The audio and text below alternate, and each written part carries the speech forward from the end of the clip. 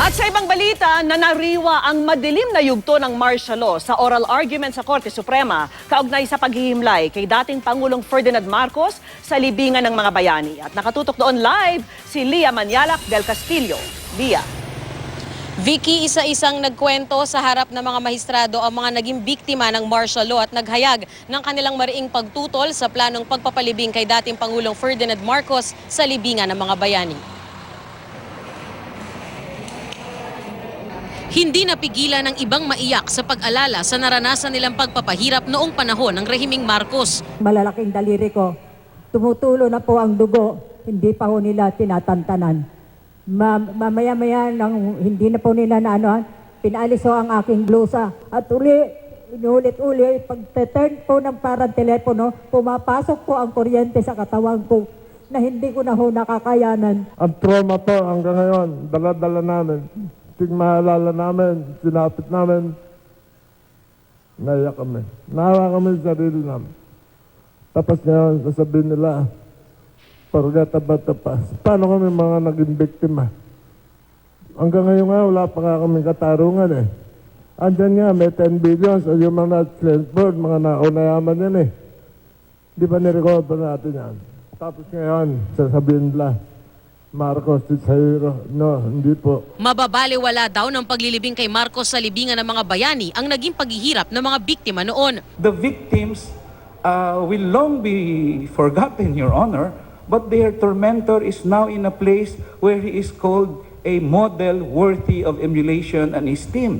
While the victims, his victims, will long be forgotten, Marcos will be remembered forever as a national hero. Labag din daw ito sa mga batas gaya ng Republic Act 10386 o Human Rights Compensation Act at Republic Act 289 o National Pantheon Act na nagtatalaga ng libingan o National Pantheon para sa mga pangulo, World War II veterans at mga sundalo na dapat maaaring magsilbing inspirasyon at pamarisan ng susunod na henerasyon.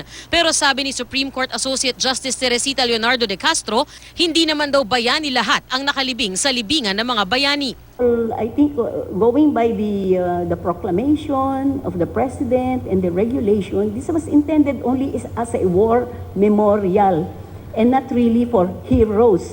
Because it's very difficult to determine who are heroes, especially for this court, if there is nobody entrusted with that duty to declare who are heroes. Sa ilalim ng RA 289, hindi maaaring ilibing sa libingan ng mga bayani ang mga dishonorably discharged sa serbisyo bilang sundalo. Sa kaso ni Marcos, sabi ni Senior Associate Justice Antonio Carpio, mas mabigat pa doon ang nangyari sa kanya dahil pinatalsik siya ng people power.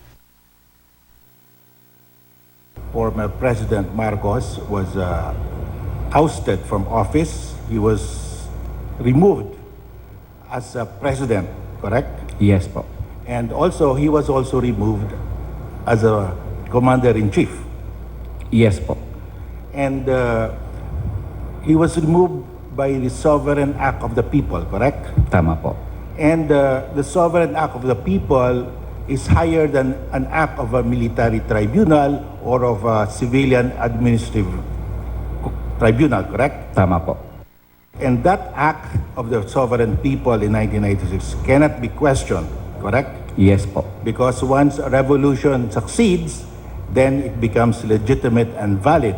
Tanong ni Associate Justice Jose Perez, pwede raw bang baliktarin ng SC ang desisyon ni Pangulong Duterte na tuparin ang naipangako niya noong kampanya? When the President says he is implementing, or he is implementing his election promise, that he is guilty of grave abuse of this. It is wrong for us to say that anything that is said by the President who wins an election should be what should happen. Because that is not the kind of democracy instituted by our Constitution.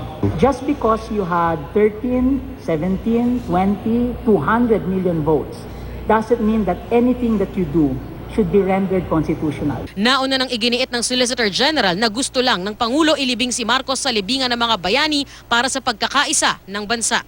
That is the policy of our new President Duterte for a reconciliation and healing of wounds. Habang mainit ang naging diskusyon sa loob ng Supreme Court ay naging malapiesta naman ang sagutan ng mga nagkilos protesta ng mga pro at anti-Marcos dito sa labas ng Supreme Court kanina.